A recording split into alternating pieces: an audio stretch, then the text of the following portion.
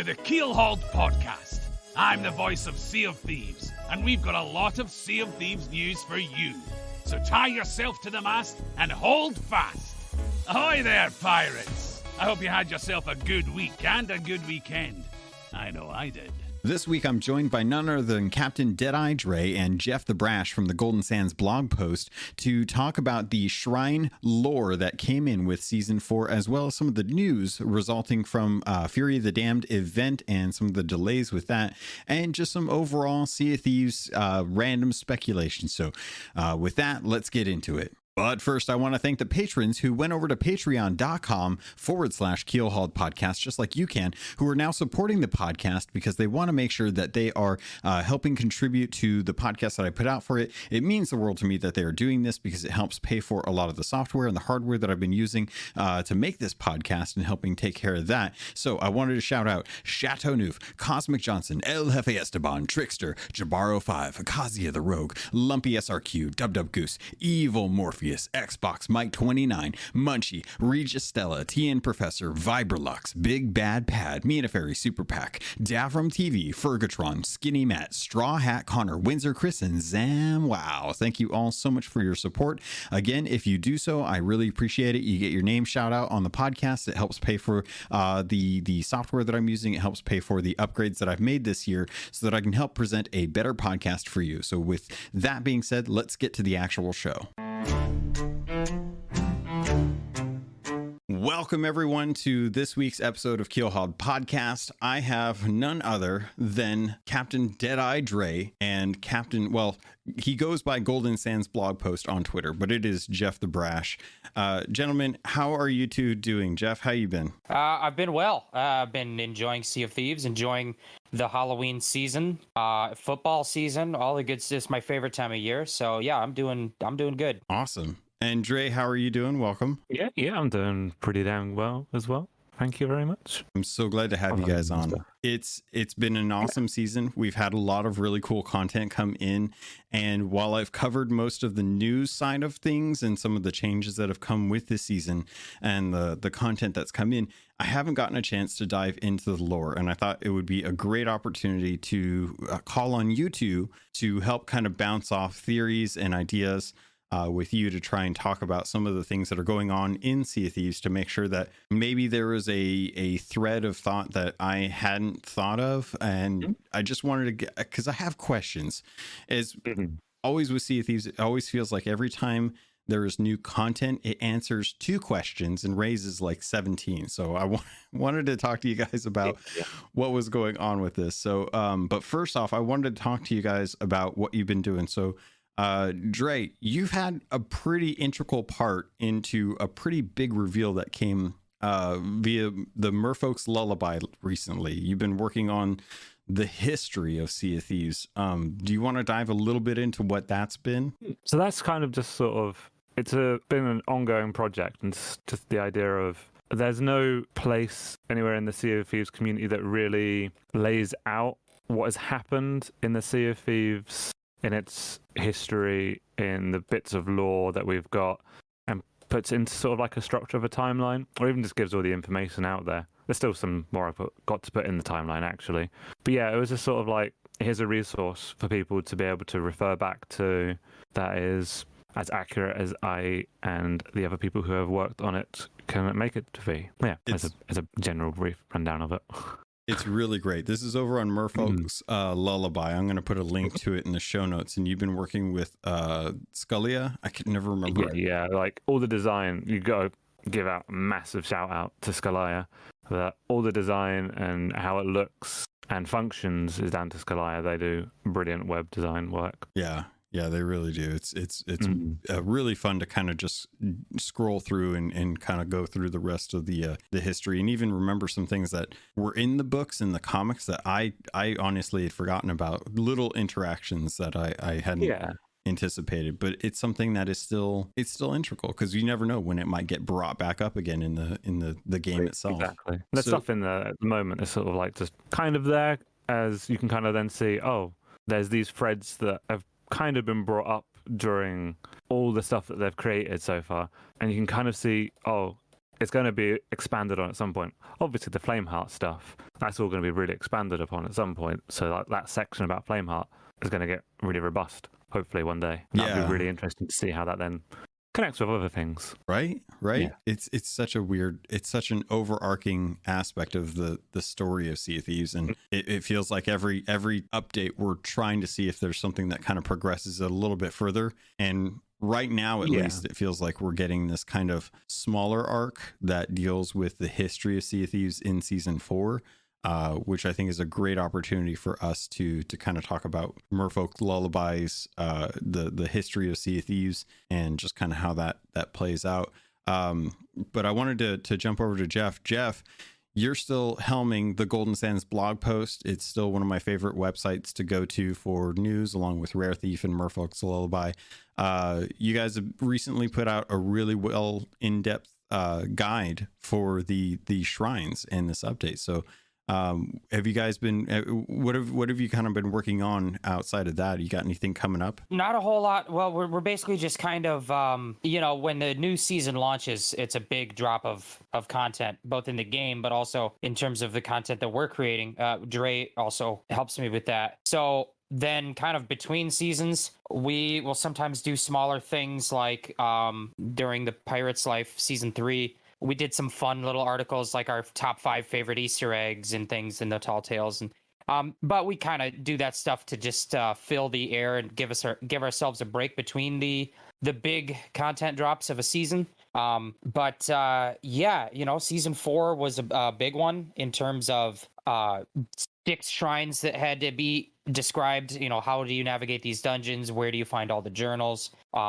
What is the Siren treasury and all the other new things. So it has been a good season in terms of new content. And then that's just my bread and butter on the blog, is I kind of describe a lot of the gameplay walkthrough type stuff. And then Dray helps me out a lot more with covering the lore side of things, which we still have a lot of lore content to work on through the rest of the season. We kind of put that stuff later in the season so people have time to experience it themselves, and then later in the season, Dray will kind of recap everything. And there's sometimes stuff that gets put out on the social media as well that happens during the season, so that needs to kind of like be brought up. It's really some of those things too. I really love the trivia Tuesdays that we've had for a while now, because it does kind of enlighten certain aspects of Sea of Thieves. Most of the stuff I think most of us are pretty comfortable with, but some of them it feels like we're getting some fresh news coming in from time to time. Yeah, definitely. And I think especially if some of us who've been at this since the beginning, we take a lot of bits of lore for granted. We understand all of the nuts and bolts of Sea of Thieves, but then so many players have joined Sea of Thieves late, after launch, maybe the second year or the third year or this past summer. And so there's a lot of that stuff they'll bring up and they'll say, oh, did you know that the Reaper's bones were created by Wanda, who used to be a warsmith on Golden Sands Outpost? Like little stories that are not experienced in the game anymore. You just had to be there, which is also, I think, goes right back to Dray's timeline. So that's a great resource for people who missed out on aspects of the lore, or maybe they can't get access to the books and comic books and things. There's all kinds of stuff that's not just readily available in the game. But that's a big piece also with a Golden Sands blog post, is just trying to preserve that stuff that is temporary. In season 4, there might be temporary dialogue and there might be stuff that was revealed on social media. And it's important to us to compile that in one place so that it doesn't just get forgotten on the internet. It is somewhere you can go and access it. It's ironic too, because I recently saw a post maybe a month or 2 ago where the devs had realized that they needed to reach back to some of that kind of ethereal information that they put out. And if not for your site as well as Rare Thief and in the wiki and a slew of others, that information is not always easily obtained. Sometimes you really have to dig through past tweets and stuff, and that can be pretty tough if you're not sure what keywords to look for outside of just the Sea of Thieves handle. So it's great that you guys are taking it upon yourself to kind of catalog and record a lot of this content, a lot of stuff that people we'll probably use at some point or another. Or if they have a question, it's nice that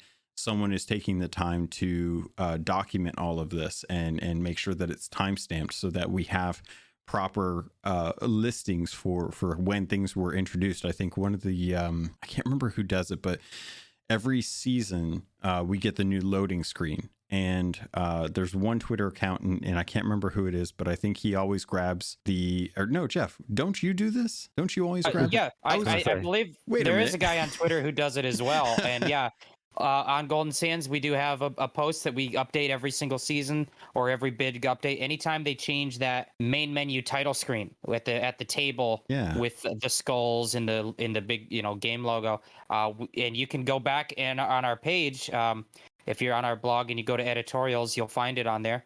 And you can just scroll through and look at all of the title screens, and it's really funny to go back to the beginning because they're so simple and kind of almost boring compared to the stuff that they've been doing with those title screens ever since. But it's fun. It's a fun little trip down memory lane. Yeah, I definitely, and some of them have become like favorites too. I think there's definitely quite a few where they just had the right theme and they had a really clear idea of what they wanted to do with it. And they've really tried to, instead of just saying like, this is what a pirate table might look like for Sea of Thieves, like one thing in, they've really kind of thrown in, I think A Pirate's Life was a great example of each quadrant of the actual loading screen represented a different tall tale or aspects of a tall tale. And it isn't until you get through all of the tall tales that you're like, oh yeah, that's where that's from. So I really love how they're kind of sprucing up, maybe adding a little spice to the loading screens for the content that's actually coming into the game. Yeah, I guess one thing I almost regret is if I would have thought of this way back when, I would have captured video of everyone, because they are animated and they do have music, and sometimes the music is different from season to season or update to update.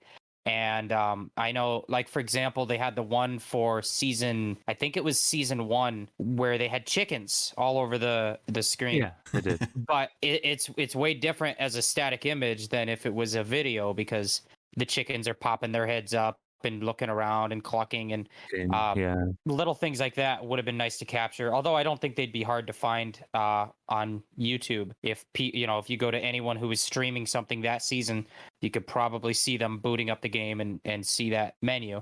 And it's funny that you bring up YouTube, because I think that's probably going to be the best way to do it, because it feels like Twitch is so kind of not ethereal, but corporeal, where it's only going to last so long that people don't really keep the VODs for that too much unless it gets uploaded to YouTube. If you're a streamer and you stream every day of the week, that content is a bit more disposable. You don't expect that people are going to go back and want to rewatch bits, and if they did, it'd be so many VODs for them to upload all the time. So I understand, but yeah, definitely YouTube. There's people who have been, putting out YouTube content for Sea of Thieves from the beginning, so you can find great stuff on there. Yeah, definitely. I wanted to touch a little bit on season 4, because you guys have been categorizing everything that's been going on. You guys have been doing a great job putting out guides and stuff for that as well too. But overall, we're coming off the heels of Pirate's Life, which is probably the best update that we've had to Sea of Thieves in the last year.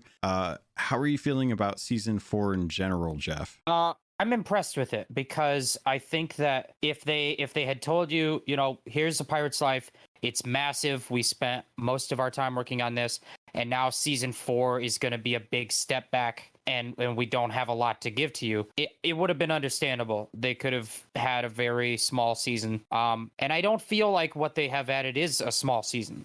It's certainly more content than seasons 1 or 2. 6 bespoke, unique dungeons to explore. And then there's the treasuries, and whatever other minor changes that they've updated, which they always have minor changes like that. But it's nice. It's not just like a big step back after a Pirate's Life. I mean, it is a step back, because you were never going to match a Pirate's Life in terms of scope, But I like these shrines quite a bit. I think it's fun to do each one of them at least one time through and experience the kind of the unique puzzle or the unique gimmick to each one. finding those journals. I don't know how fun they are necessarily to repeat for months on end. Like, you know, I've already basically got to a point where I'm done doing them. Mm-hmm.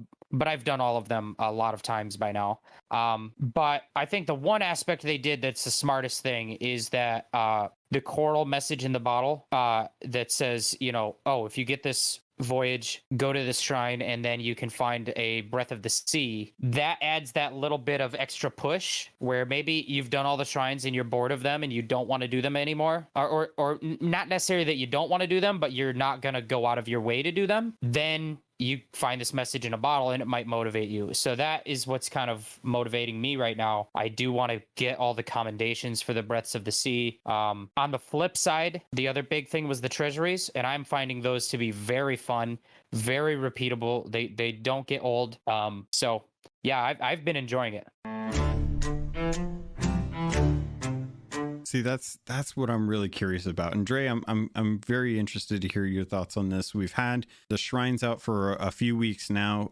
Most folks have gotten a chance to do them at least one go around. There's a fair amount of lore in there, and these to me are really unique because they are not like gold vaults where you know exactly what to expect as soon as you get into a gold vault, so you can kind of min-max what you're going to do when you get to a gold vault. With a shrine, being that each one is unique and they all have different little locations for their loot, it's not just one room with everything in it. How are you feeling about the replayability of the shrines versus the actual treasuries, and how those compare to, say, like going out and having to do a voyage to get a vault key to then do a treasure vault or a gold vault?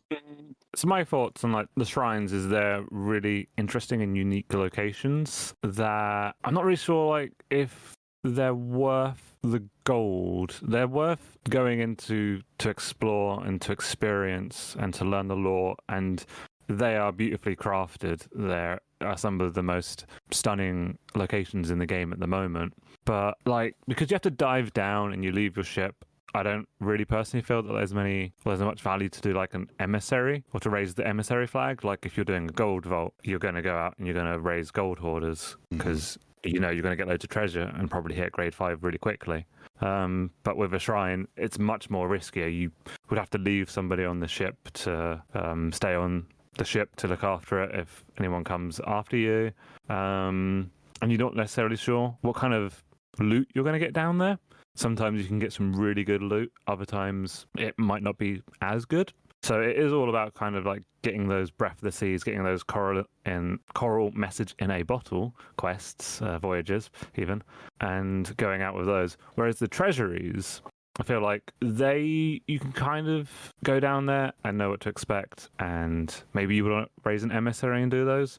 I think the treasuries are the things that are going to last longer in like the game's lifespan.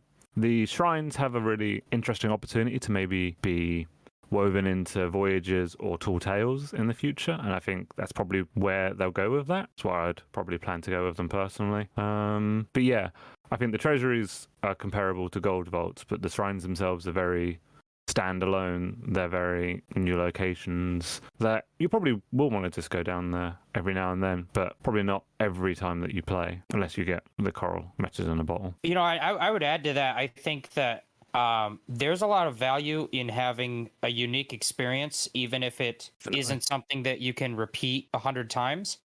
You know, if you look at the shrines just as like one long quest, you do all 6 shrines, you find all the journals, and then you do that Legend of the Sunken Kingdom voyage. And that might take you something like 10 hours to get it all done. I mean, depending on how good you are at finding journals and stuff. And so even if you don't repeat anything after that, you just got like a 10-hour kind of quest that you got to experience, and it was all kind of unique and interesting. And then you can move on, and then maybe you won't do shrines for a long time, or maybe only if you find a message in a bottle, or maybe only if they do a special event in 6 months. It's like earn Bildrat favor by doing the shrines, and you're like, I guess I'll do them again.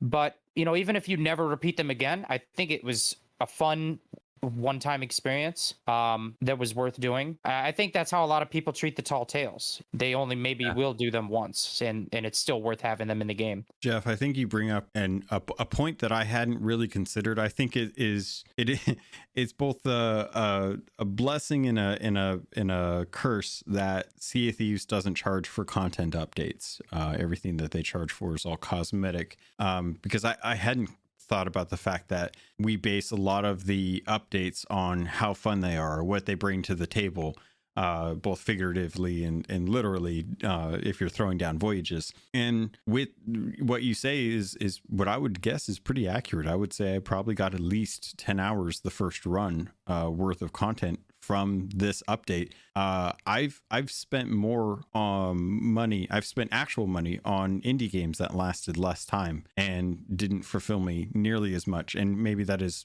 biased towards Sea of Thieves in general, but overall, I would say that this has probably been some of the best content that I've seen that hasn't been tied to a tall tale in a while. I think the Fort of Fortune was great. I think it was a really awesome introduction to a way to kind of bring back some of that joy of going to a skeleton fort back when those were the only world events. But compared to the shrines and the unique aesthetic of each one, the design of each one, as well as the treasuries being sort of these mini forts, I think the thing that really kind of keeps pressing in my mind is the fact that every single one of these shrines, all three of the treasuries, are accessible without any kind of reputation requirement and without any kind of voyage requirement. You can literally pop in, especially if you're, say you're playing on xCloud and you just want to go do something for 45 minutes. It's so easy to grab a ship with someone, jump over to a treasury, kill a bunch of stuff, grab a bunch of loot, and then go turn it in without really having to commit to a 2-hour voyage. And I think that's always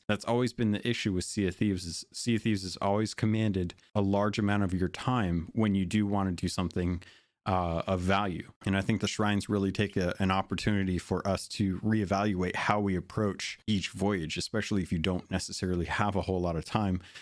Going out to a shipwreck right off the bat, finding a coral message in a bottle, and heading over to the respective shrine to get that, as well as any little trinkets that you happen to find along the way, can actually net out a decent amount of gold per hour.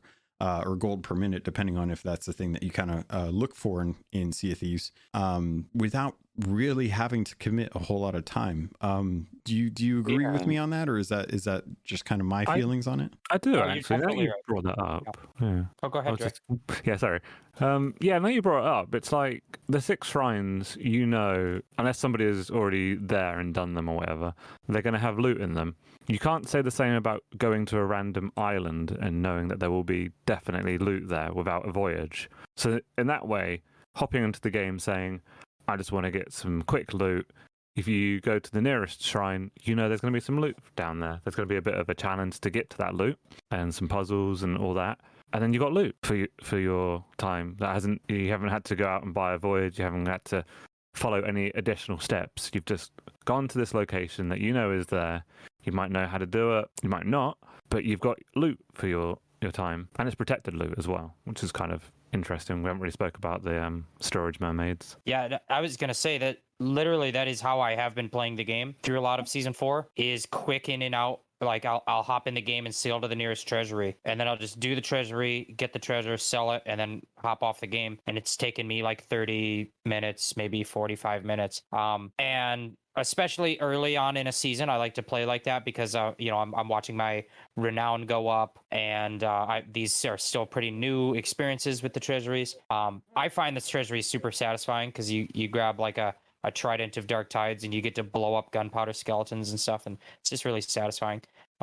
But yeah, that kind of like hop in and do something quick that's just predictable and you know what you're getting into. You can go right to do where it's at and do it, and you can then sell your treasure and log off. And I mean, you still might get chased by a player or attacked by a kraken, all of the kind of random encounters that might happen. But I mean, you'll always have that that kind of chance of that happening. So yeah. Yeah, I'm right there with you. I think it's really cool how they've introduced a system into the game that bucks against the normal tradition of how do you get off the outpost? Well, you have to go find one of the merchants, and you have to go get a voyage, and then you have to vote on the voyage.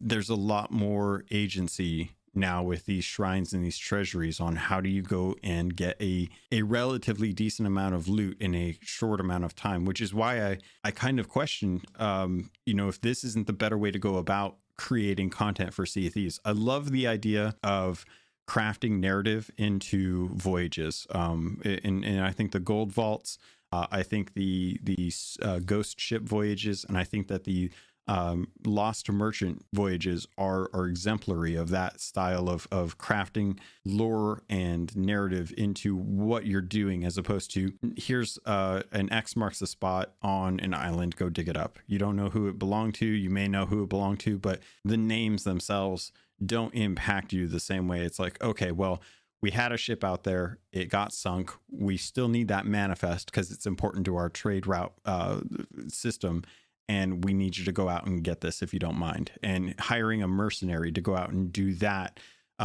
in lieu of having more merchant ships go out is a narrative. It's a design that I really appreciate. And with the shrines, while there's nothing that drives you to them, they have a natural allure when you do happen to come across that swirling color that kind of floats above the water. That wants to beckon people over to come investigate it. And it's that kind of emergent desire to try and go and figure out what these are that I think is exactly what Rare tries to do with the world events, that everyone is kind of at the point now where I think we're trying to come up with ideas to bring content to the game that isn't in the form of a world event. Because I think that everyone's kind of gotten a little too comfortable with the world events. I think we're looking for something more unique than how does Rare communicate the next event in Sea of Thieves without using a weird shaped thing of clouds in the sky. Yeah. Speaking of, we're getting into the Fury of the Damned event. This is the newest event for season 4. Now that we've gotten a taste of the shrines and we've gotten through all the different things that those offer us, we're getting into the holiday season with Sea of Thieves. This is always a big event for everyone because it kind of kicks off when we're going to get some really cool, unique cosmetics with this. And I wanted to jump in and talk a little bit about the Fury of the Damned event, because now that it's live, I wanted to see if you guys had played much of it or if you've been kind of holding off, because we found out that this was going to kick off on August, I believe it's 7th, and there were going to be community rewards that were going to give you different types of figureheads. There's a dark spider wicked web figurehead and I guess a white one. I'm trying to think of it a bit more elaborate. Yeah, And the collector's edition one, yeah. Thank you. That's what I was hunting for. The collector's edition of the figurehead. I wanted to ask right off the bat, have you guys taken part for the Fury of the Damned event so far? I haven't. I play every week on Sundays, and so I will be playing it tomorrow morning. But I also purposely kind of, like, I would have got in on my own earlier, but I have been kind of putting it off because the community side of the event is not active. Because I guess they ran into some technical issues, and so now it says that it's actually going to start on Monday. Yes. So that side of it, yeah. The main event is still kind of going on, but that community side, they're still hoping to get out on and ready for Monday. Hope so, anyway. So yeah, I've personally not played it yet. Just lack of time, really. I want to get into it. I really like the rewards of it. And yeah, I want to do the community event. I think that is something I've been looking for in Sea of Thieves for the events. I want those sort of big, all-player driven challenges. I think that's a really good way to actually get people to actively want to alliance and to try and help out other people and not necessarily just be antagonistic. But I haven't started the event properly yet. I've gotten a chance to do a little bit of it, but I didn't get a chance to dive in as much as I did, because I know that we're going to be having this at least until November 4th. But this event is kind of familiar with most folks. If you've gone out and done some of the build rat events in the past, you earn favors by doing certain things. Different weeks offer different multipliers for different tasks. So this one, I believe, is the Flames of Fate week, where I'm actually going to be pulling this information off of the Golden Sands blog post, because you guys did such a nice write up of it, that we're going to be able to earn double the favors this week if you are using flames against skeletons and ghosts and such. And then we've got the ships of the damned, as well as the armies of the damned, where you're either going to be fighting skeleton or ghost ships on the seas to earn favor, or you're going to be defeating skeleton lords, stronghold skulls that are turned in, skeleton captains, ashen lords, things of that nature, to also earn rewards. But to be able to earn the different cosmetics that are going to be available, which is part of the Wicked Web set, which is interesting to me that they're releasing this kind of piecemeal throughout the season. I'm curious when we're going to be getting the rest of these sets. But to earn the first 3 items, which is the Wicked Web Tankard, the Wicked Web Blunderbuss, and the Wicked Web Cannons, you have to earn an increment of 500, 1,000, and 200 favors. It's a lot of killing out there to be able to earn these, but I recommend, taking a look at what's available for the multiplier and trying to focus on those, so you can try and earn these as quickly as possible. And to Dray and Jeff's comments, we were planning on having the community event that was supposed to kick off at the same time. For whatever reason, the tracking for that wasn't working, and they've been pushing it back. Dray, you mentioned that this was going to be something that they're hoping to get out on Monday, so hopefully that will. But to earn the standard Wicked Web figurehead, you have to have 50 million skeletons killed during this event as a community. And then to earn the collector's Wicked Web figurehead, you have to have, or the community has to kill at least 150 million skeletons during the event. I'm kind of interested, I'm combining your guys' names now.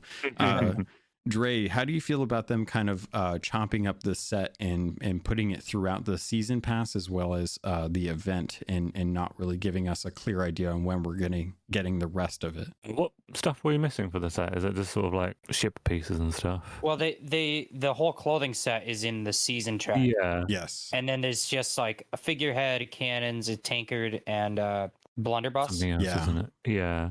I mean, that's curious, I suppose. It's a nice way to make it so that the events feel like they're part of the season, perhaps, if they're all thematically linked. So I haven't got any problem with that.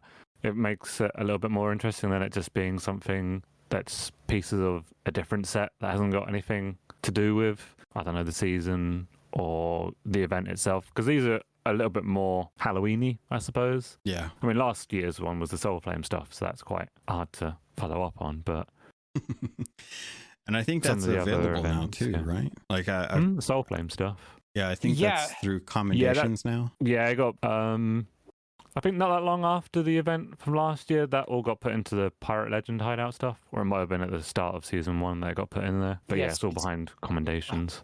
It has you doing the Fort of the Damned. I think if you want the At least costume, 25 times. it's 25 times to get the costume set, which And then it's like 3 million to buy it. yeah, which Whoa. I think is great. I think that it's like if you're here on time, you can participate in an event and get this stuff, and that's like the easy way to do it. But if you missed out on that event, you still can get it, and you have to do a commendation that is kind of thematically tied to it. So you weren't here for the Halloween event. Well, you can unlock that stuff if you do the Fort of the Damned. So I'm okay with that, and this stuff will probably be the same. They will put it in the shops once this event is over, and you'll be able to unlock it some way. And I kind of feel like the other events that come up during the season might finish off the rest of the set, or they might just give us the rest of the set in other ways. So I'm hopeful that at the end of the season we'll get the full ship set. Yeah, that's kind of the question in my mind is if this is the event for the Halloween and the Wicked Web set is tied to that due to the kind of theme that they're going with, especially with season 4 cosmetics through the plunder pass. I would love to see what the cutlass looks like. I really want to see what the hull and the cannons look like, as well as the wheel, because I can already imagine the way that the wheel, the wheel for the ship sets. Oh wow. Probably going to have a really cool kind of spider just splayed out all as the actual. I don't think this will happen, but I would love it if they could use most of the spider's legs as the actual spokes or posts on the actual wheel. That'd be amazing. That'd be well cool. So that's kind of in the back of my mind. I'm looking forward to this event, but I'm also very curious what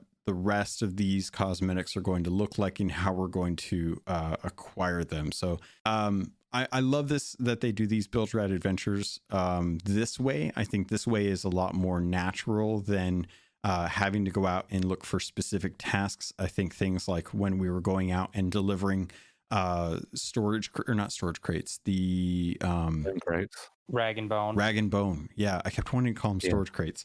The rag and bone crates, I think, was painful. The relics less so much, but going out and doing one specific task to try and complete these, especially if it's something like having people turn in gifts. I have the gifts, I think, was the most painful of all of them. And I have I haven't done it. I have a picture queued up ready for when the holiday season comes in for Christmas and us having to worry about gifts and what a pain that was to just lay them out on a table for people to turn into Wanda or quote unquote the masked stranger back then. But I would much rather have things where it's more of an immersive nature to Sea of Thieves. I think that is what Sea of Thieves' strength is giving you things to do that are in the same vein of what you would normally do, but a little more focused and not just dead set go out and do these one thing specifically. Yeah, like if you're on a normal gold hoarder voyage or just exploring the islands, this one gives you a little bit more reason just to kill those skellies if you want to. Whereas before you might have just tried to avoid them, but now you're like, oh yeah, getting rid of these is going to add to that overall score. Yeah. And I'd much rather have that. I really like the format when they give you a bunch of ways you can earn favor, and then they just say earn enough favor in any of these ways you want. So, one of the ways you could earn favor is to do an Ashen Lord battle. But if you don't like doing Ashen Lord battles, you don't have to do it at all. It's not like a checklist of do this task and do this task and do this task. And if you complete all 10 tasks, you get a prize. Instead, it's just like, no, you don't have to do the Ashen Lord battle. You could do the ghost ship battle, and you could do that 10 times if you want and earn favor on each time. So I like that, and then I like them giving the bonuses, so they don't lock it out like each week. Like this week, these are the only ways to earn favor, and then this week, these are the only ways to earn favor. You can earn all of the kinds of favor every week, but this week there's a bonus if you do this style, and then this week there's a bonus if you do these things. So you can still ignore that bonus, and you can kind of play however you want. And it doesn't pigeonhole you into doing a specific task. Like this week, you have to do the Fort of the Damned. It doesn't feel like that. And then they also put in another bonus for a lot of them if you're in an alliance, which is just a nice little incentive.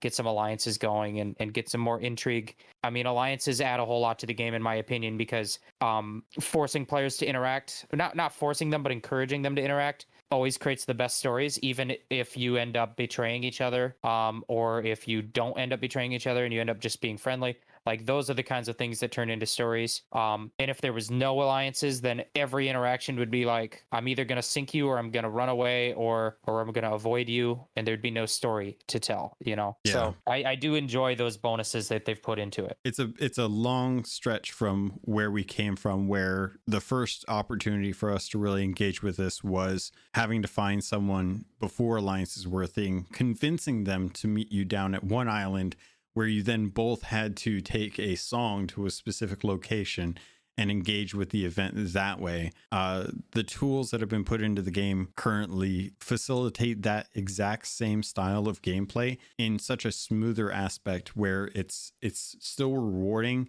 and it still offers an interesting opportunity. I remember when when we first got the hungering one, there were a couple of times where we had gone out and we had fought the shark, and as soon as we fought the shark, we immediately got sunk by the other crew.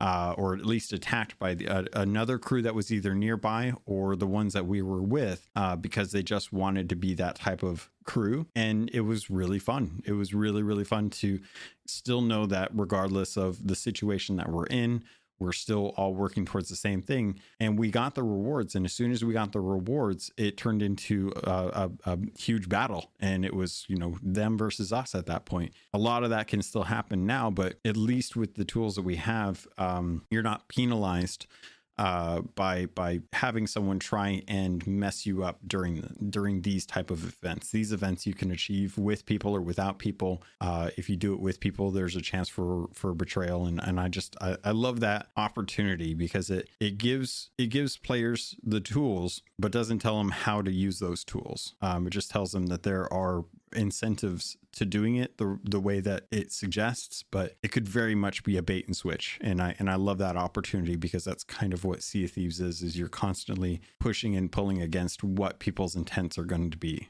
And that's such a pirate thing to me. Mm-hmm, definitely. We did get a fair amount of information this season that I wanted to bring you guys on for, specifically in the form of shrines.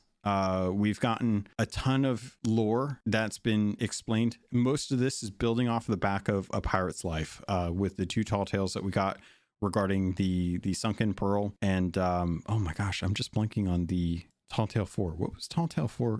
Dark Brethren. Dark Brethren. That's right, because someone was there. So the Dark Brethren, and I promise I wasn't trying to be cheeky about that. I genuinely forgot.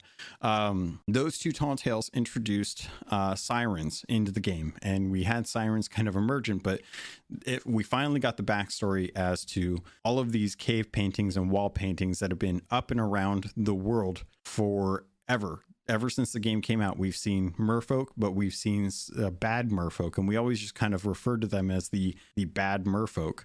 But we never understood the story behind them. We finally had the bit of story revealed about them when Tall Tales came in, and they had been reawakened, if that's the right way of saying it.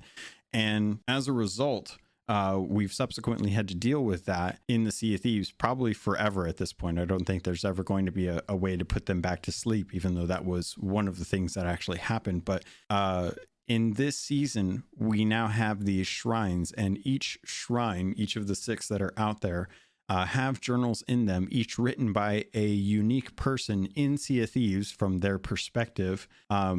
And it's been really surprising to have them discover these shrines. And right off the bat, I wanted to ask you guys, because I feel like some of this is answered in the tall tales, or not the tall tales, but the journals. Do you think all of these shrines were at one point in time above the water? Let's start with you, Dray, if you don't mind jumping in. I think most of them were, not necessarily all of them. There's a few that feel like they would have always have been underwater. Shrine of Hungering and Shrine of the Coral Tomb. I think those ones were probably always underwater. Mm-hmm. But the other ones, the ones that are much more ancient in architecture, those were definitely above the waves at some point. Okay, that's kind of where I'm leaning, because I'm with you. I feel like the Shrine of the Flooded Embrace was probably something that was always underwater, but definitely that's the shipwrecks, isn't it? Yes. Actually, I was going to say I think that one was above water. Oh, really? Yeah, there's some weirdness about that one. The reason I think that is they kind of describe a great ship battle where ships were like crashing into the shrine, that sort of structure, and attacking the sirens. And so there's so many shipwrecks in that apparently were like purposely crashed into it, and I kind of think it wouldn't make sense if it was like underwater. But yeah, there are some that definitely seem like they had to have been above water. There was the one with the ancients that is like, it says this one used to be at water level and now it's sunk beneath the waves. Ancient Tears. That's so let's kick off with the Shrine of Ancient Tears. These journals were the 5 that are written in there are all done by Umbra, which I love how Umbra has developed as a character for Sea of Thieves, because it felt like such a one-off when they first came out with the Golden Banana Quest back when the game launched. Mm-hmm. And to have that live action person with all the tattoos on her, kind of wandering the beaches. Who knows where you guys probably know where it actually was. I have no clue where it actually was, other than it was, I'm pretty sure, filmed in England.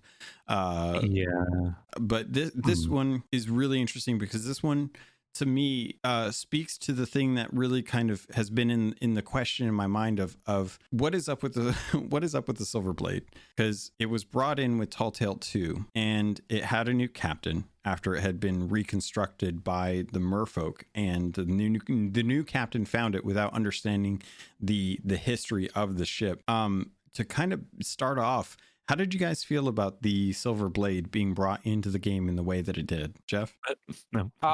I didn't mind it. For me, so it's curious to wonder like what plans they may have had or might still have for Flameheart Jr. himself. But I think what a lot of people forget is that even after Flameheart Jr. turns into a skeleton, the Silver Blade continues its journey without him. Because I think doesn't Bell and Nine Cat Nura take it? Or no, that's not right. They didn't take it. The shipwreck of it is off of an unknown island. They take the cursed chest out of it. That's right. They Never mind. do. But no, for me, when they put the Silver Blade in the Tall Tale, it was just purely fan service. It was an Easter egg. I didn't personally expect that the Silver Blade deserved or needed more than that. It was like, this is a ship's name that you'll recognize, and we know that you'll recognize this, so we'll put it in there, and you'll say, oh, that's so cool. They're referencing that thing from the past lore, and it's such an obscure, reference only from that one book that most people didn't read. So I thought it was fan-pleasing. And then I was kind of surprised to find out a lot of people were upset because they thought that the Silver Blade was this big, important thing that was going to have a big role in the story. And I never really thought it would. Really? Yeah. Interesting. I mean, I thought Flameheart Jr. will have a role in the story. Yeah. I didn't necessarily think that his ship was that important. That's so unique to me, because I've always tied captains to their ship. You've got the Pirate Lord with the Magpie's wing, and you've got Flameheart with the Ashen Dragon. Is it the Ashen Dragon? Burning Blade. Burning Blade. Yeah. And you've got, Briggsy always seems to be the one that always kind of got rid of her ship and just found something else or hopped onto a crew. But even Eli Slate had his ship. Morning Star, yeah. The Morning Star. So to me, a ship had a name, which is the thing that everyone's been asking for, is a way to name your ship, because each captain was so closely tied to their ship. So when they brought in the Silver Blade, it felt like it felt like kind of a misrepresentation of the lore that had been written prior to it. We knew that Flameheart Jr. was intrinsically tied to the Silver Blade. The Silver Blade was interesting to find out that was that a replica of the Silver Blade was being used for cosmetics for the insiders.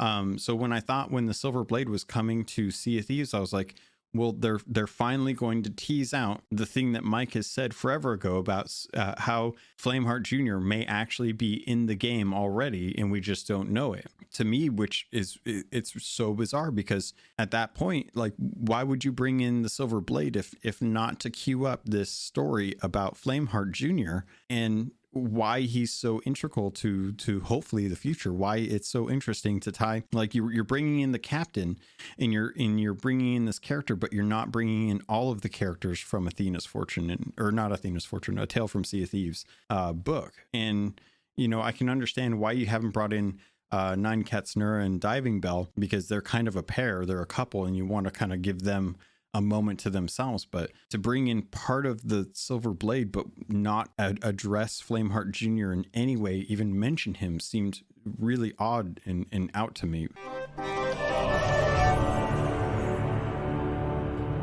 Ahoy there, pirates. This is the ad for this episode, and I did want to let you know, if you wanted to avoid these and just get a regular filler, you can head over to the Patreon. There's a special feed just for patrons that get the ad-free version. If you want to keep listening, though, I can't say I blame you, because this week I want to let you know about Loot Crate and getting 15% off of most crates and crate subscriptions when you use the link and code RobotsRadio in the show notes. Also, you can head over to audiobooks.com, get your first 3 audiobooks for free, and that can include any only 2 VIP books, or use the affiliate link for Green Man Gaming. If you're a PC gamer or you'd like to save money on games, it's one of the benefit of being a PC gamer.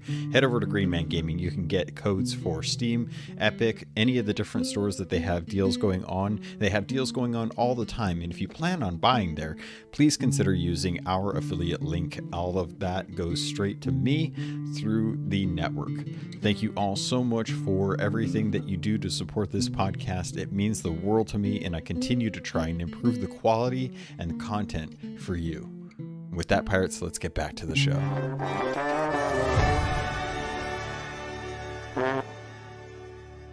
Dray, how did you feel about it? I mean, personally, I quite liked the inclusion of the Silver Blade. I think it's more of a nod that is still part of their plans, and that we probably will see and hear more about Flameheart Jr. in the future, but not quite yet. I think tying it up into A Pirate's Life may have been a bad way to try and bring in that kind of lore. I'm not quite sure. You don't want to really tie in that old lore and their old plans with sort of the new Pirates of the Caribbean stuff necessarily, because it might diminish the value of that. But I don't know. I quite liked it. It's like, rather than it just being a nondescript ship or just a new ship that they just attach to a different kind of character, having it have the history of what you know about it in Tales of, and then what Captain Dimitri does with it, and then how it ends up in the Siren Citadel. It's kind of interesting, and it's just nice if you know what the Silver Blade is, that it's just a sort of like, oh yeah, I kind of know about this ship. And if not, then maybe you'll be more interested to then go and find out some more, or further down the line, when you learn a little bit more about its original captain, you'll then look back at that and go, this ship has had quite a long history to it. You know, because if I might add, I want to point out that I don't think that, you know, some people are disappointed in the way they did it, and they think that they kind of just carelessly threw the Silver Blade in here in this such a diminished role as this kind of set piece, and that it was carelessly done. And I don't think that's the case at all. And I don't think this is just a very throwaway, like they did the Silver Blade dirty. I think it has a very strong thematic connection to the story they're trying to tell. Yeah, because they're showing the story of the Black Pearl, which is the most famous pirate ship maybe ever, at least in our fandom, in pirate fandom of today. The Black Pearl is being taken in by the Sirens. And then the Silver Blade is like the Black Pearl of the Sea of Thieves. It's got a similar figurehead. It's got a similar, you know, amount of fame to it and notoriety to it. And so what they're doing with that in the story is they're showing this is what could happen to the Black Pearl. Look at what has happened to the Silver Blade, this prominent, famous ship. And this is the severity of the situation. This is a big deal that the Black Pearl is being dragged in to suffer the same fate if we don't stop the Siren Queen. And I think that drawing that parallel to the Silver Blade and the Black Pearl, it doesn't diminish the Silver Blade. It shows how important the Silver Blade is. Sometimes the important thing you love has to die for the story to hit a high emotional high. And you know, it doesn't mean that the Silver Blade wasn't important or that they didn't care about it. For them to put it into a bad fate that you didn't expect.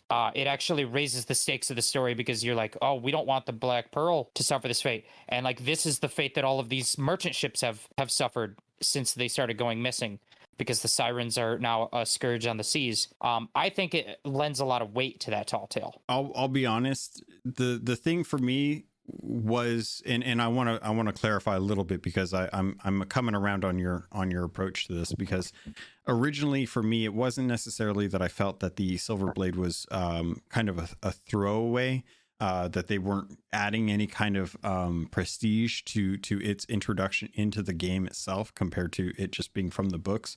But I always had more grand ideas of like the entrance of Flameheart Jr. and what that would be. And maybe that's because right now he doesn't have a ship. Maybe it's because his ship is no longer the Silver Blade. That was for Captain Flameheart, not Captain Flameheart or Flameheart Jr. In that aspect. And the way you're approaching Tall Tale 2, as far as the devastation that happens to the Silver Blade and the inevitability of the Black Pearl, really does speak to something that I didn't pick up on from Tall Tale 2. I understood the importance of getting the Black Pearl back, and the fate of its crew for the sake of having a ship for Jack Sparrow. But I never considered that the weight of the Siren's impact on Sea of Thieves if they aren't stopped. And I have some questions about that. With the shrines, we've gotten a bunch of lore, and I want to make sure that we cover the broad strokes of it, because I don't know that we'll have the ability to really kind of dig into each journal and break those down. But overall, starting with the Silver Blade, Umbra was able to find this in Dimitri.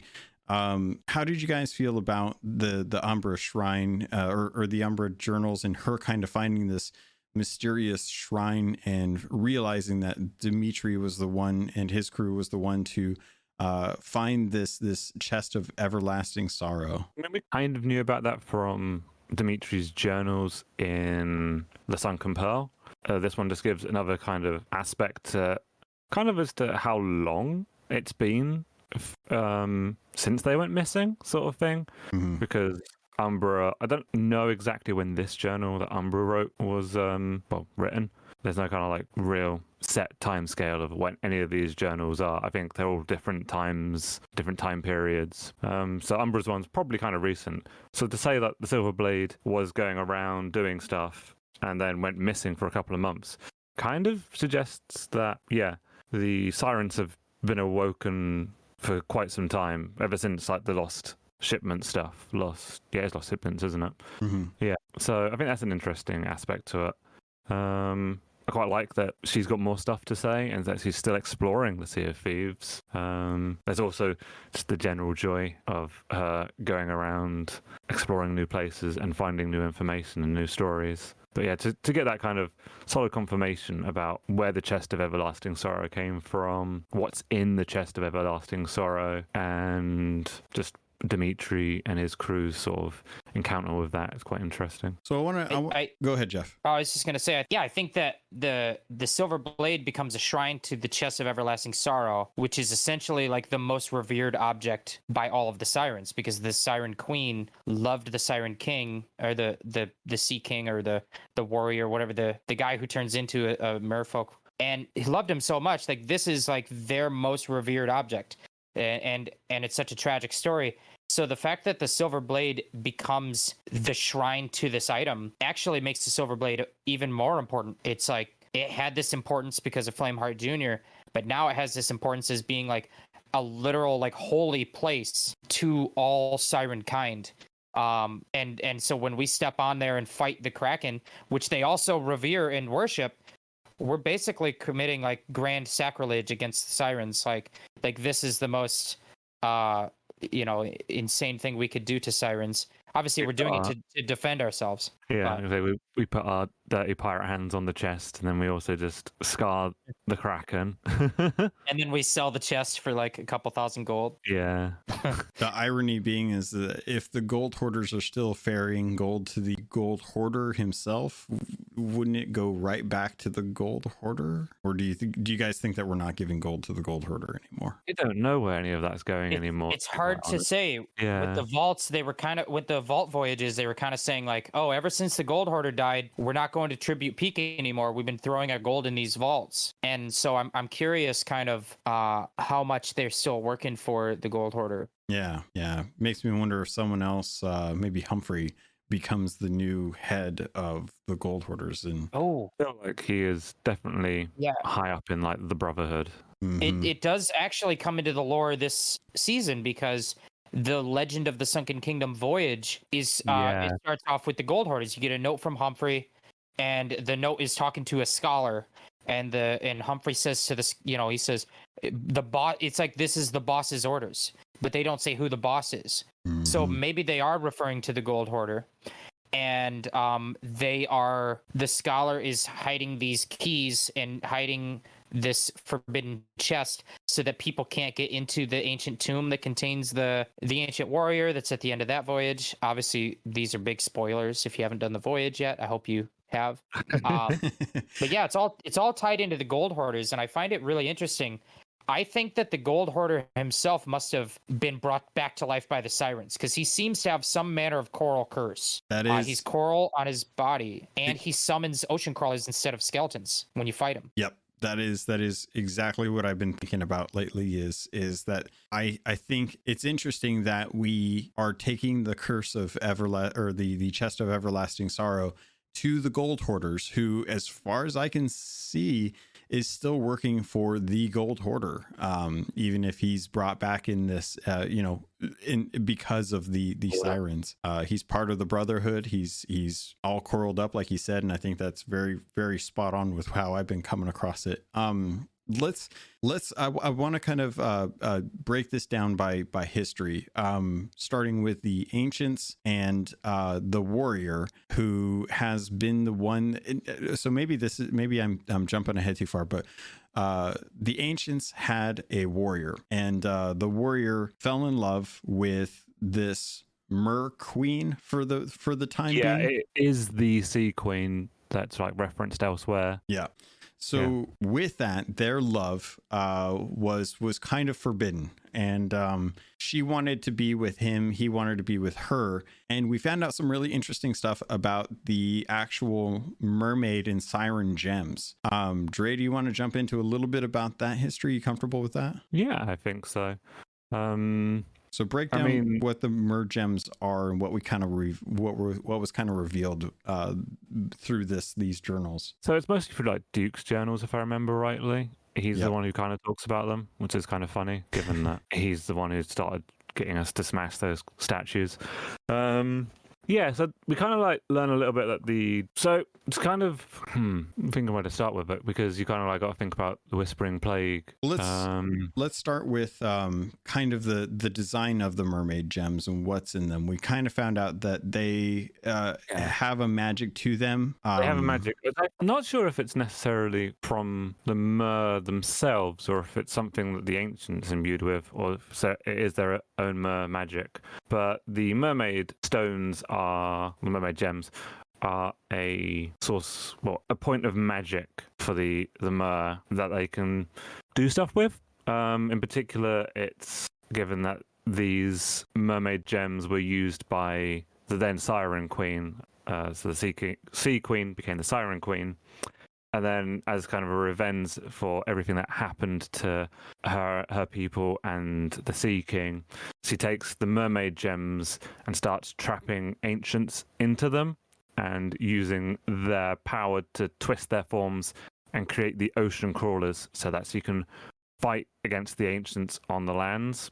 And as those are being warped and turned into ocean crawlers, that also warps and changes the mermaid gems into the siren gems. At least that's what I understand of it. That's the same kind of understanding you had. The one thing that I would ask and see if you guys agree with is during that process, we've kind of learned that the ancients' souls that are now in these gems first turn into those mermaid statues, and I'm very curious, because if the mermaid statues are kind of the cocoon for these ocean crawlers, if that is accurate in my train of thought, then it seems really interesting to me, at least, that our initial task from Duke was to go out and destroy these, and I don't think at the time he realized what he was doing, because I think that us destroying the statues was actually prolonging the eventual return of the ocean crawlers and the sirens. Am I crazy for thinking that? No, I think that's right. I think so. The way I look at it is that the cocoon that is a mermaid statue and the magic of a mermaid gem is essentially just their magic for how they do any kind of transformation. We know that they use the magic to turn the warrior into a merfolk. Yeah. So it doesn't just turn people into ocean crawlers, it could also turn people into merfolk, but doing that actually creates sirens. It creates the Whispering Plague. And so, yeah, I think these statues have been around for all this time, and they turn out to be they're people, humans, that are either being turned into sirens or they're being turned into ocean crawlers. And then you might think that's kind of dark, like if I smash the statue, am I just killing some innocent person? But actually, I've rationalized it to be a good thing, because if you kill it, then you kill some innocent person, and then they can go to the Ferry of the Damned and they can respawn as a human, and they don't have to transform into an ocean crawler. But if you don't kill a merfolk statue, then that person will turn into a siren or an ocean crawler. And then so that it's actually a good service to be destroying these things. So I agree with you to an extent. Where I have a split with your thought process here is the thing that I've noticed is souls are there's a spell that is being used to trap these souls into these gems, and because of what was discovered by the ancients and kind of used by the ancients, that knowledge was passed on. Somehow the Order of Souls figured it out, and they were able to imbue some of that spell into the the Champion of Souls sword, and given to Pendragon, and subsequently Greymarrow, and I believe Greymarrow for sure.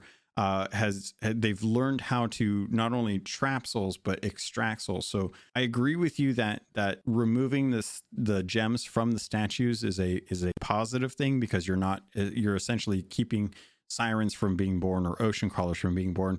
I think those gems are still just these little prisons for these souls, and unless you have a way to extract the soul, that soul can't then go on to the Sea of the Damned, where they can either be sent to the ferry to either return as pirates or pass on into their own memory in the Sea of the Damned. And I'm kind of concerned about all these gemstones that are just being turned in, where we're literally trading souls for gold. Which is a weird thing to think about now that I think about it. It's fine. Yeah, you do bring a good point.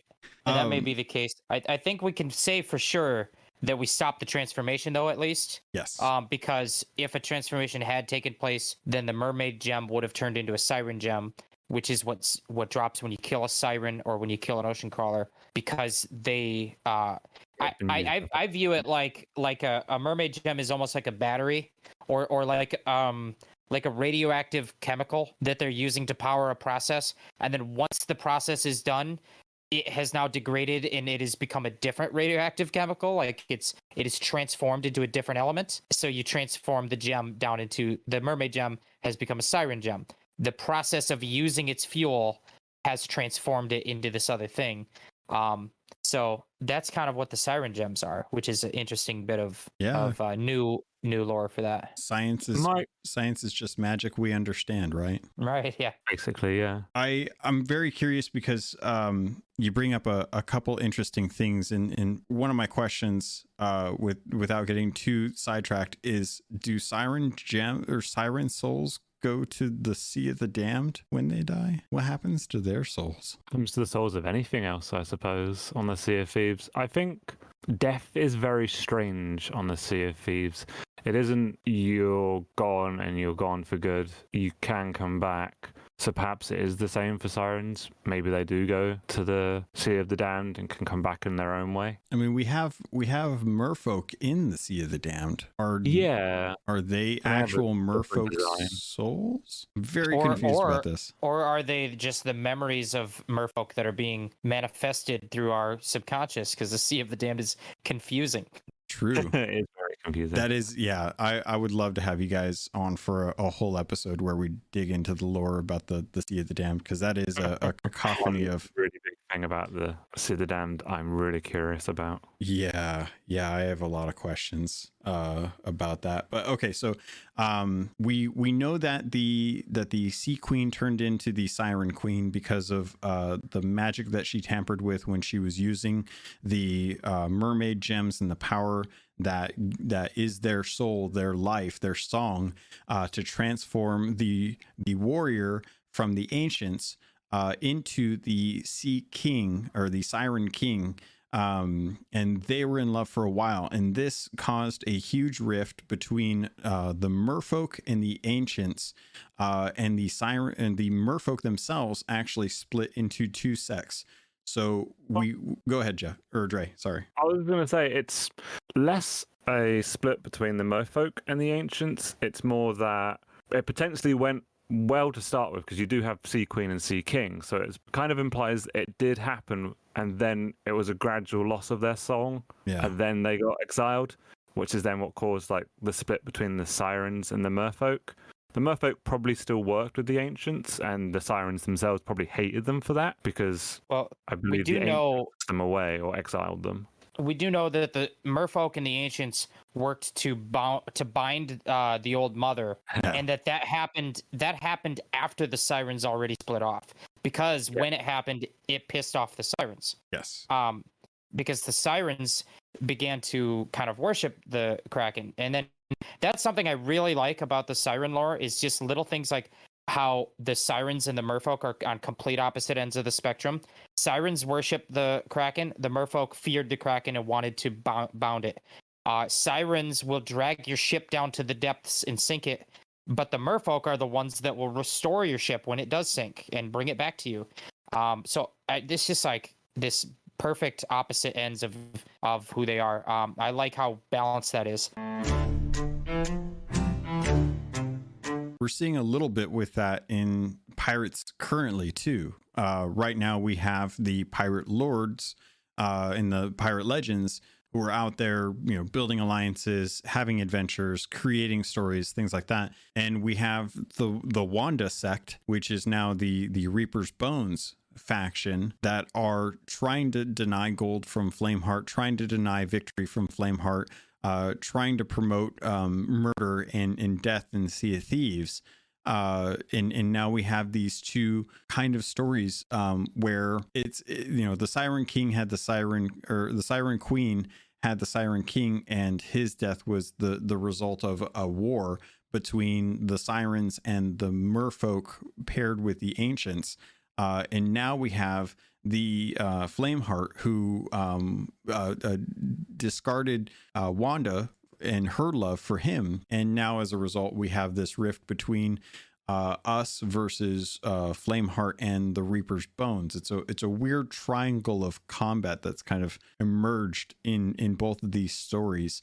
But I want to stick on point. I'm not going to get distracted. I wanted to you brought up a good thing. The journals that we found out talked a lot about how the ancients and the merfolk worked together to craft the chains that would bind the old mother, the mother of all krakens, down in the depths till she eventually died. And it wasn't until later in the Sea of Thieves that Ramses and Mercia worked with the Sirens to actually get these chains, so that then they could craft a whole different thing. Go into it later on. But we also found out that the contents of these gems, this kind of nuclear power that you're talking about, this radioactive power, is something that is now in the breath of the sea, or the Listerine bottles. About that. The breath of the sea is really strange because it's not exactly clear what its origins are, if it is something that is melted down mermaid gem, or if it's a blend of some other kind of magic,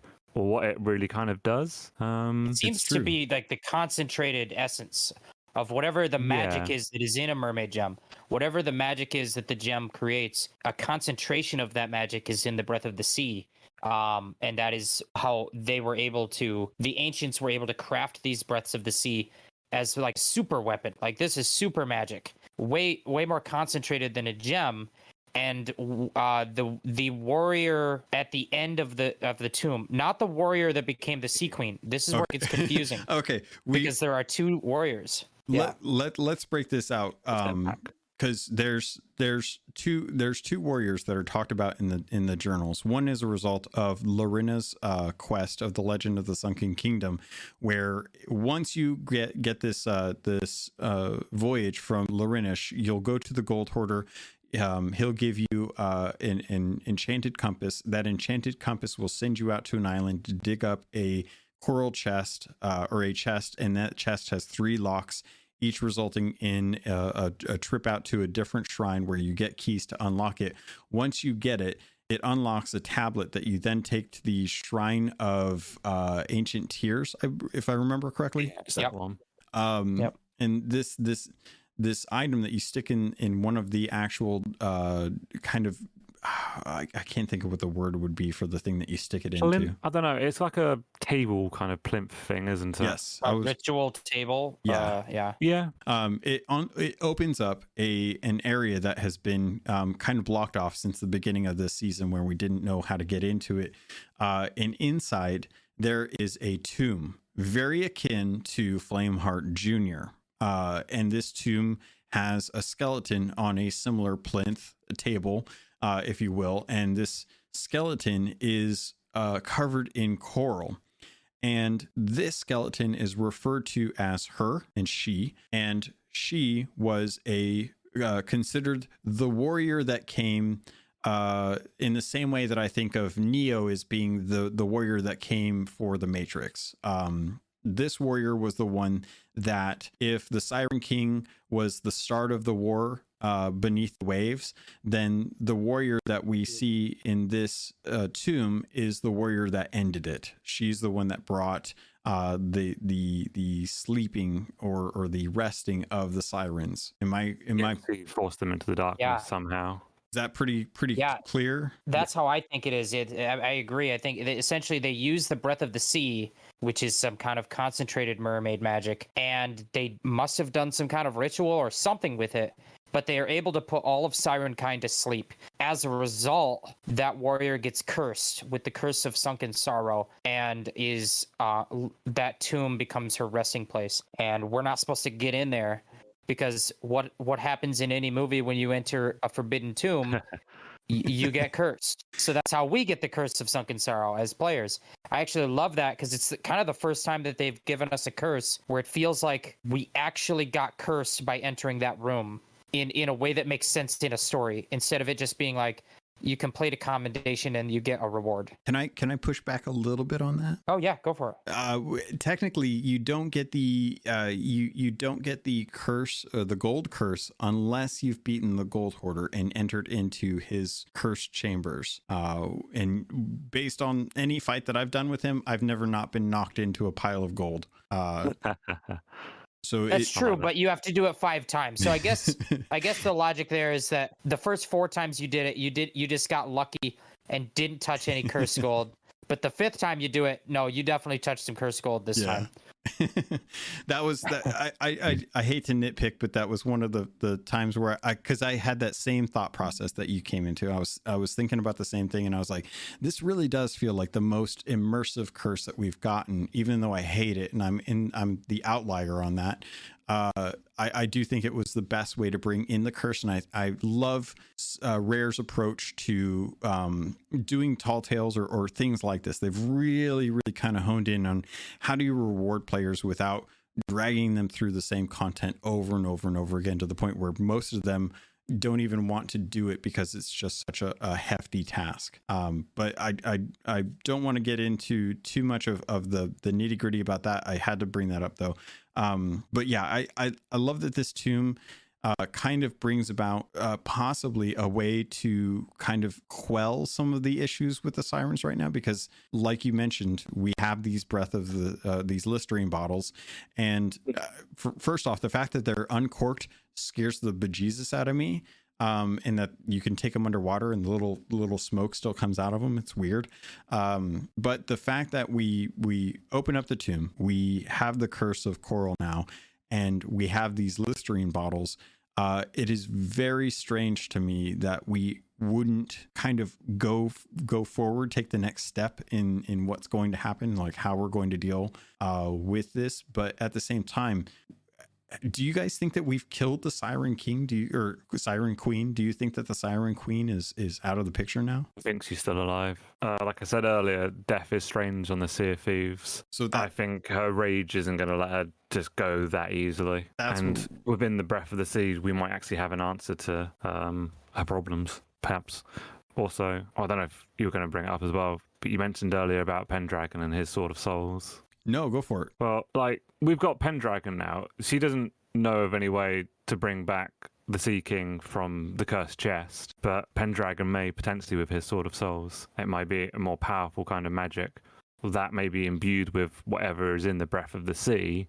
We might be able to at least put the Siren King to rest and help to ease the Siren Queen's sort of anger, rage, and sorrow. I feel that's where it's possibly going, because you've also got like the parallel story with Yene, who had a love for a merfolk, who then turned into a siren, and she's searching for some kind of way to cure him.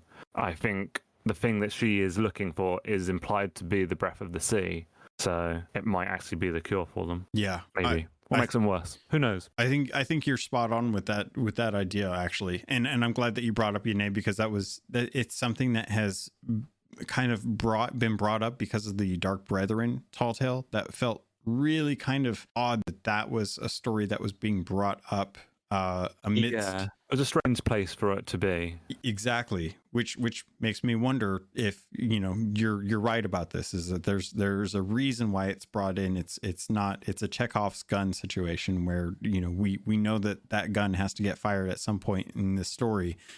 We know that her story has to be important to some degree for them to even write it, for them to even bring it into the world and into the lore. So I'm really kind of curious how that's going to play out. I did want to bring up one thing, and I wanted to get Jeff, if maybe you can talk to this or speak to this on Reaper's hideout. Before it got completely transformed, there was a slow evolution to that island, and one of the islands, the far west one, had a weird plant or a weird dead tree on it, and there was a small wooden plank in symbolizing a tombstone there. And for the longest time, we don't know what it was. The flowers that were there were these white lilies, and these white lilies, thanks to the community, we found out that the lilies were in the constellation shape of the warrior. We never understood who the warrior was or why it was important. Do you think that the warrior, and Dray, this is open for you as well too, but Jeff, I want to get your thoughts on this first. Do you think that the warrior is the woman that is the one that put to rest the Siren uprising, or do you think that was the warrior that eventually turned into the Siren King, or someone completely different? So I think that when we hear the lore of the character in the Constellation, I believe it's referring to the guy who becomes the Siren King. I don't remember where I'm getting this from, but I feel like one of these journals might have described something that lined up with that Constellation. I'd have to go back and look at them all again. But I felt like I came away with it like that warrior in the sky from the Constellation, and the blurb of text that we get about him in Suds's journal on the Stars of a Thief tall tale. It lines up with the guy who becomes a Siren King. Okay. That being said, I also think that any usage of that constellation, like because they use the symbols, when you go to different vaults of the ancients are using these symbols that are also matching kind of what are the constellations in the sky, right? So you have the vault of there's the Scarab vault on Crook's Hollow. Mm-hmm. There's the Boar vault on Devil's Ridge, etc. They use those same constellation shapes, but I also think that those are just symbols that mean something more general to the ancients. So any usage of that symbol to the ancients generally means a warrior. The specific warrior in the sky is the specific warrior that became the Siren King. But anytime they want to talk about a warrior, they will use that symbol. So the one that is made out of lilies could be referring maybe to any warrior or some other specific warrior. It doesn't necessarily have to be the same warrior. Yeah, that's just I'm kind of making that up, but this is kind of how I'm reading it. I'm just reading into it my own way, I guess. But yeah, I think there was multiple warriors. Like, it feels like it was a title. If there is to be an unmarked grave, though, perhaps it might. Well, it does kind of feel like it makes sense to maybe be for the Sea King. We don't really know anything about the Uncharted Island before it becomes Reaper's hideout. We know that it had a stone circle there as that was being unearthed whilst they were doing stuff. So it may have been an island that the ancient used. Actually, now thinking about it, way back before it was Reaper's hideout, it had one of those tables with a triangular hole in it near it. So it's possible that it was a place of importance to the ancients, and maybe it was a kind of a remembrance of what happened to that one. It could be a remembrance of what happened to the female warrior as well. Right. But in either case, it wouldn't be their literal resting place, because we know that the bones of the Sea King are in the Siren Citadel, and then we know that the bones of the female warrior are in the Shrine of Ancient Tears. So this could be like a tribute. Well. Yeah. I definitely think that there's two possibilities, that it could just be a tribute piece to that warrior, as kind of like a remembrance. There's a memorial set up for them.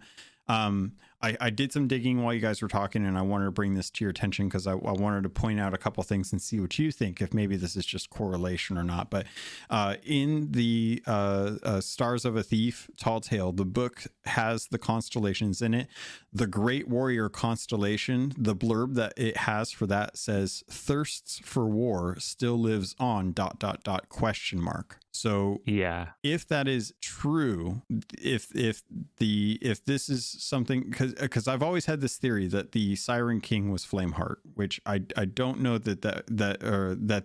think that the Great Warrior of the Ancients was Flameheart, the one that killed the Siren King.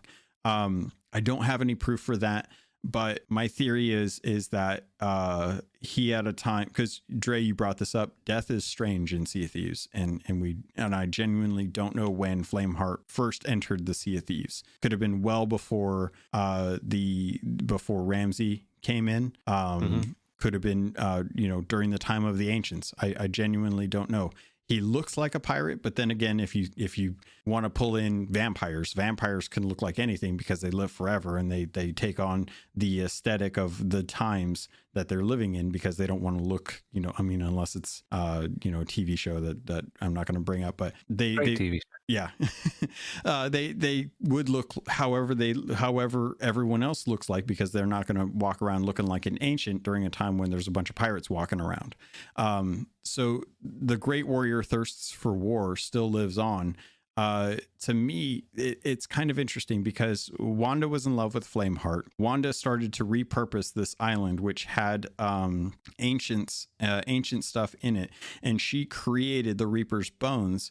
And there was a warrior memorial set up on that island. At the same time, if this was the Siren King, who was the warrior for the ancients before they got together and they were married, and he turned into the Siren King, it would make sense that island would be a tribute for him, because of the connection between Wanda working with the Dark Brethren, turning it into the Reaper's hideout, uncovering the tablets in that circular ancient, understanding what happened to the bones maybe of the Siren King, finding them, because we know that there are rag and bone crates or Reaper's chests that are filled with bones. We know that those were on that island at a time. Maybe Wanda dug up the bones of the Siren King and gave them to the Siren Queen and returned them to her. And as such, she decided to make a memorial to the Great Warrior on that island to kind of help build the bonds, which would then explain why the Siren Queen would be so affable to Wanda, as well as Davy Jones and Duke in the Gold Hoarder. But that actually, Queen really is affable to them. Sorry.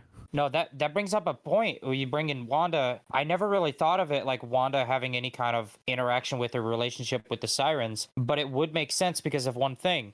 When Dimitri's crew takes over the Silver Blade, they go on a voyage and they find an ancient vault, and they find the Chest of Everlasting Sorrow, which contains the soul of the Siren King, which the Siren Queen wants so badly.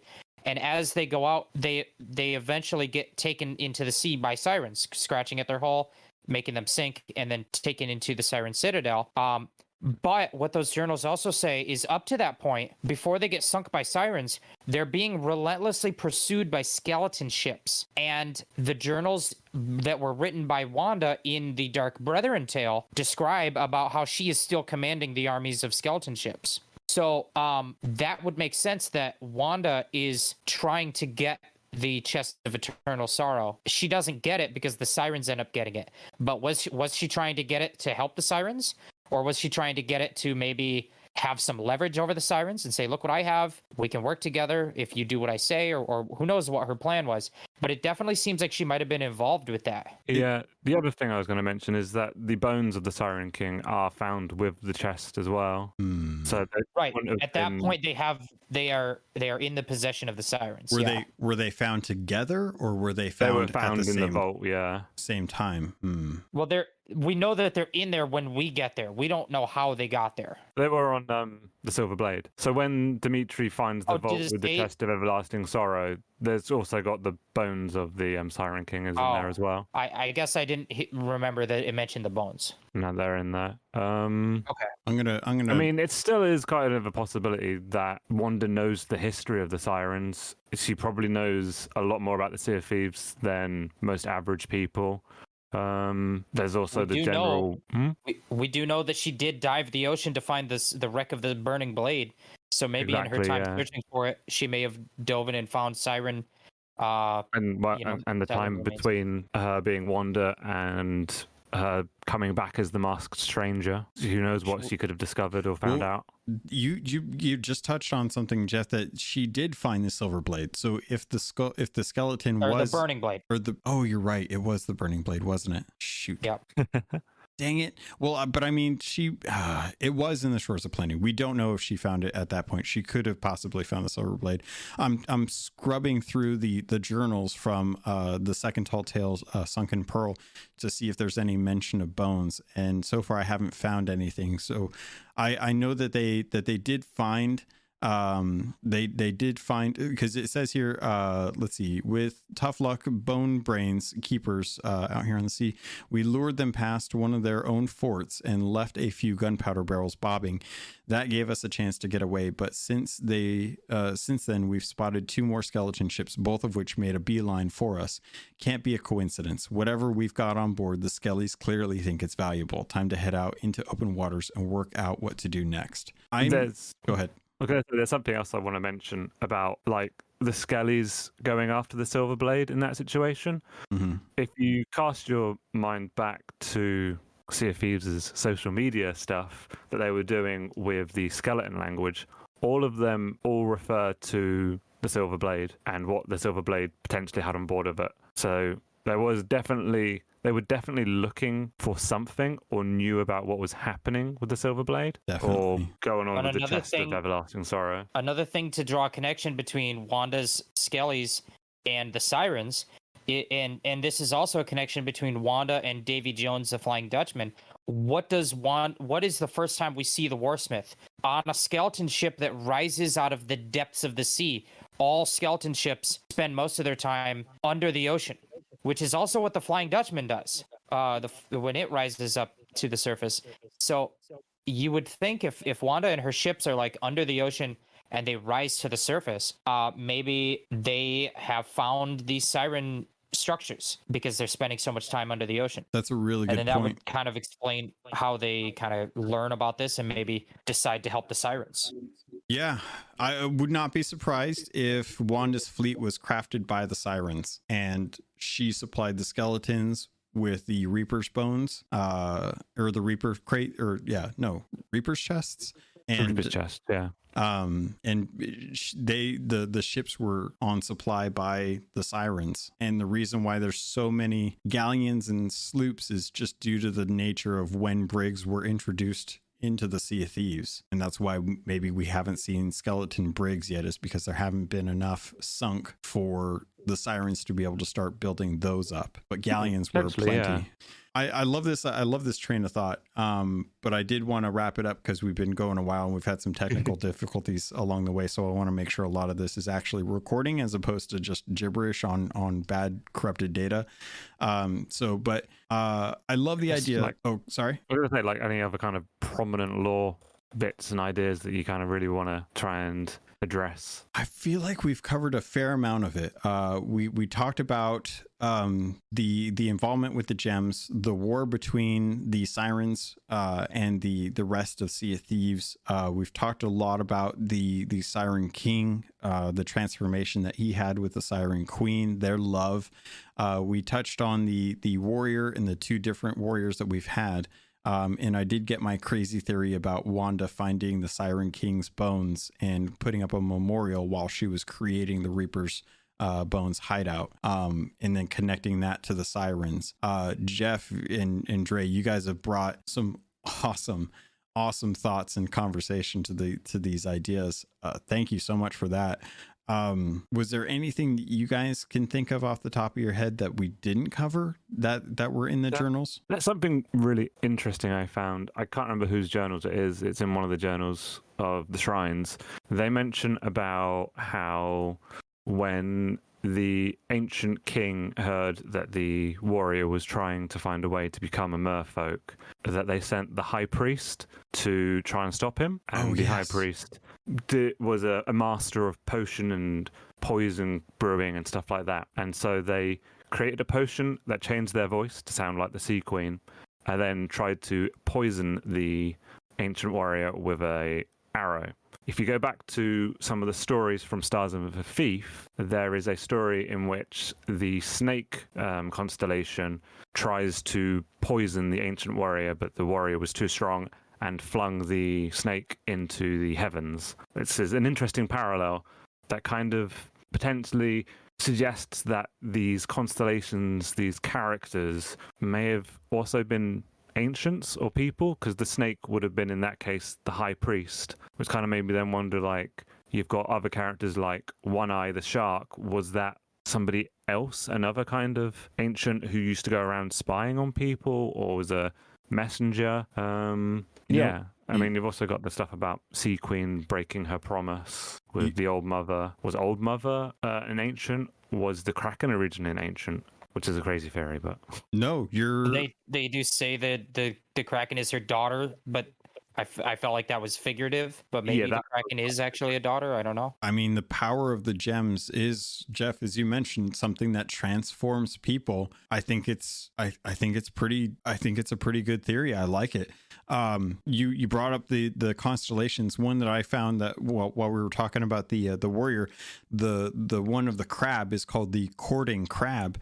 And it loves queen, protects her beaches. Like that is clearly one of the ocean crawlers. Yeah, that was actually something. All the stuff about the crabs, all the crab paintings is either about other kind of weird crab things, but it does seem very much like it would have been about the ocean crawlers. It's really interesting, which brings to question like so much of the other stuff, like the proud eagle and the feather and the scarab. Like, who is the iron scarab in this case? Is that isn't the iron scarab like described as the one who teaches them tools and stuff? So that could have been like a weaponsmith back then, or just somebody who made things for people. Or like to reflect history, when you have ancient tribes, you have Spanish conquistadors that come in.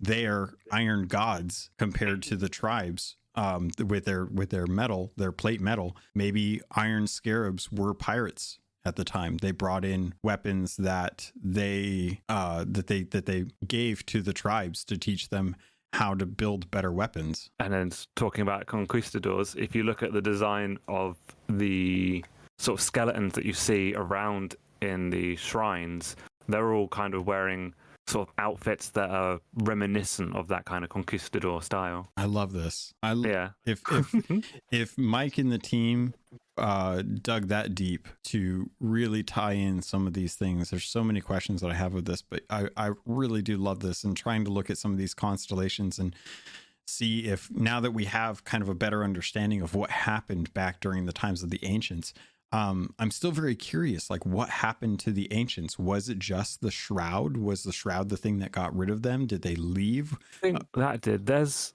sort of a mention in these journals as well that the sirens afflicted the ancients with an illness, and whether or not that was just one person's interpretation of the sirens turning them into ocean crawlers, or if something else did happen to the ancients that we don't know about yet. Yeah. Oh man, it's such an interesting thing. I'm gonna leave it on this cliffhanger at this point. People can start building up their own ideas if they want, and I'd love to hear some. Was there, Jeff, did you have anything that you wanted to touch on before we head out? Not really. I did think it was cool. Last thing I'll say, that one of the people we hear from in the journals is Mercia. Exploring one of one of the tombs and finding Siren's sleeping and being like, "Oh, I found a new species of merfolk and they're all asleep and they seem scary." And that kind of lends something to that timeline because we know that Mercia has been canonically dead basically since the time of the Pirate Lord. And so she found the Sirens way back then, but they were still sleeping. So this just kind of that it shows not all these journals were all just written in the past month or two leading up to this update. Like these are places that the most inquisitive people in the Sea of Thieves have discovered in the past already. And some of them are written more recent and some of them are written maybe years ago. Just a cool little detail. That's it. Yeah. It's really cool that one of them is also written by Marissa Bell. It's like the first mention of Marissa Bell in the actual game. Yeah, Bell. Yeah, that is, I think, maybe the first mention of Bell in the game. Yeah, I think you're right. I'm trying to think back to the Tall Tale with I think it was Trish, where she was talking about. No, I don't remember. There's like a passing mention of a person with merfolk earrings, but they're not named. That's what it was. And doesn't Mercia also have the merfolk earrings? So there's like so it's like one of those two, basically. It could be anyone, yeah. Yeah. But. And we don't know how many pairs of these earrings were out there, but we do know that those two in particular had them. But yeah, I'm really looking forward to when we finally get a little more scope on what's going on with Diving Bell and Nine Cats Nura, because they're two of my favorite characters in the lore itself that have just been. Sorry, I would love to know more about them and interact with them. Yeah, definitely. Okay, so I wanna head out from here. We need to come back and talk Sea of the Damned at some point, because definitely it's definitely I'm hoping at some point we'll get a little more information, because there's so many theories I have about it versus the Tall Tales versus the Pirate Lord and the 3 daggers in his back and all that stuff that I would love to talk to you two about. Dray, Deadeye Dray, one of the best captains in Sea of Thieves. You are on Twitter, but are aside from working with the Merfolk's Lullaby as far as the Sea of Thieves lore, the history of the Sea of Thieves, and helping Jeff on Golden Sands Blogpost over on Medium, where else can people get a hold of you if they want to talk to you about some of the lore? I mean, Twitter is probably the best way to sort of like send me across a message. If you're part of Ancient Isles University, if you're in there, you can give me a nudge and sort of set up DMs and sort of talk through there.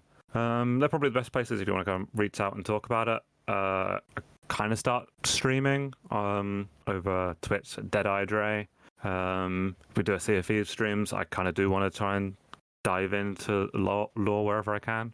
So I suppose those are the best places to kind of get in contact or follow me. Awesome. I appreciate your everything that you do for the community is so important, and I think it really does need to be shouted out more, because you and Jeff, you guys both really do some awesome work. Jeff, you've been around forever, man. You've been covering Sea of Thieves since the get-go. Where can people get your content, and where can they talk to you about it? So medium.com/ golden-sands-blogpost. That's the address. But then, if you want to if you want to communicate with me or see everything we post and get easy links, Twitter's the way to go. It's at Golden Sands Blog, or search Golden Sands Blogpost. And I'm also on DK Vine, staff at dkvine.com, a Rare and Donkey Kong fan site. And so the Conversation podcast, if they ever do an episode about Sea of Thieves, I'm on it. So check out the Conversation podcast on all of your podcasting apps, and also twitch.tv/DKVine. We stream Sea of Thieves once a week every Sunday, and I'm almost always on there. So yep, those are the things. I appreciate it. And yeah, shout out to Heil from DK Vine, constantly putting out the love and respect that Donkey Kong and the DKU universe deserves. I love their breakdown of the Nintendo Direct that came out. Gosh, that was a while ago now at this point, wasn't it? So yeah, I love listening to your episodes when you jump on there. I know a lot of the DK crew don't typically subscribe to Sea of Thieves, but because it's in the pantheon of Donkey Kong, it still counts as DKU. But yeah, I love listening to him and his 4-hour episodes when you guys deep dive into the prior season. So I'm looking forward to when you guys talk about A Pirate's Life and dive deep into that.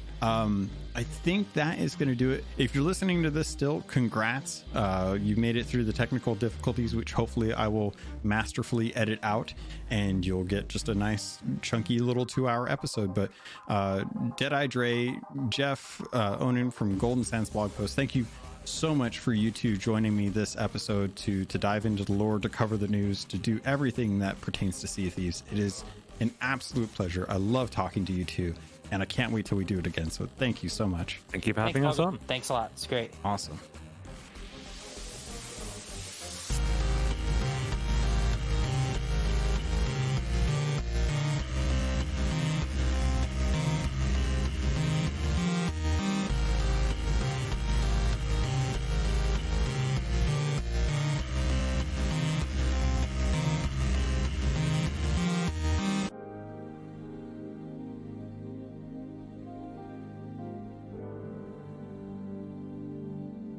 You've been listening to a Robots Radio podcast. Smart shows for interesting people. Check out all the shows at robotsradio.net. My name is Brian Burton. It's been 26 years since the bombs fell. And since I've left the vault, I've been trying to rebuild. But this isn't the Appalachia that I remember. There's so much more to everything going on.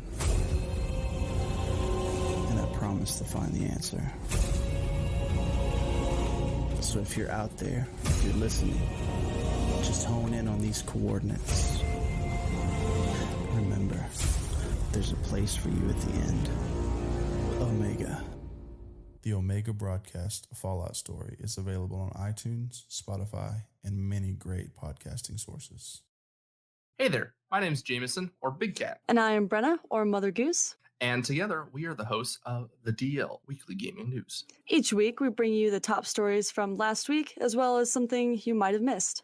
Our goal is to start a conversation about what's going on in the world of gaming. And every week, we have a special guest join us in the chat room, where we discuss a different gaming-related topic and learn more about our guests in the 60-second download. And if that isn't enough, we also have Slim Jims. So come and hang out with us every week and join in on the conversation. Good luck and have fun, everybody. And remember, keep your goose loose.